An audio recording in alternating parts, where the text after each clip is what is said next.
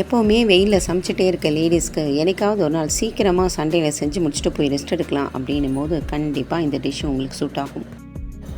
வெறும் 10 நிமிஷத்தில் குவிக்காக செஞ்சு முடிச்சிடலாம். ஃபஸ்ட்டு ஒரு பேன் வச்சுட்டு அதில் ஒரு 2 ஸ்பூனுக்கு நல்லெண்ணெய் ஊற்றிக்கலாம். நல்லெண்ணெய், கடலெண்ணெய் எது வேணால் சேர்த்துக்கலாம்.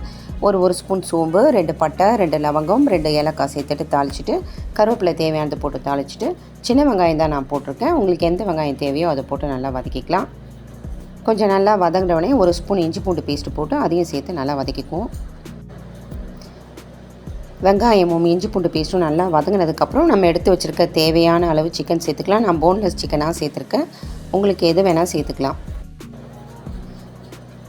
சிக்கன், வெங்காயம் எல்லாத்தையும் சேர்த்து நல்லா கொஞ்சம் வதக்கிக்கலாம்.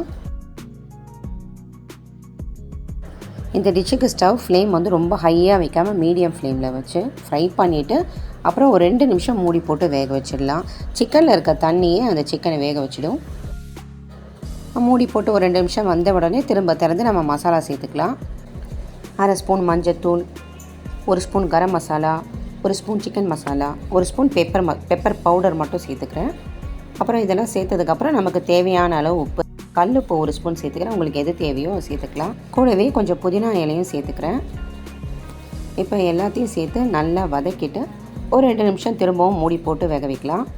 இப்போ மசாலாவோடு சேர்ந்து சிக்கன் நல்லா குக் ஆகிடும். கடைசியாக கொத்தமல்லி தழையை தூவிக்கலாம். ஆல்மோஸ்ட் சிக்கன் ரெடி ஆகிடுச்சு. இப்போ 1 ஸ்பூன் மட்டும் பெப்பர் தூள் போட்டு இறக்கி அப்படியே பெரட்டிட்டு ஸ்டவ்வை ஆஃப் பண்ண வேண்டியது தான். அவ்வளோதான், சுட சுட எடுத்து பரிமாற வேண்டியது தான். இது ரசம், சாம்பார், தயிர் எந்த குழம்பா இருந்தாலும் சைட் டிஷ் யூஸ் பண்ணலாம்.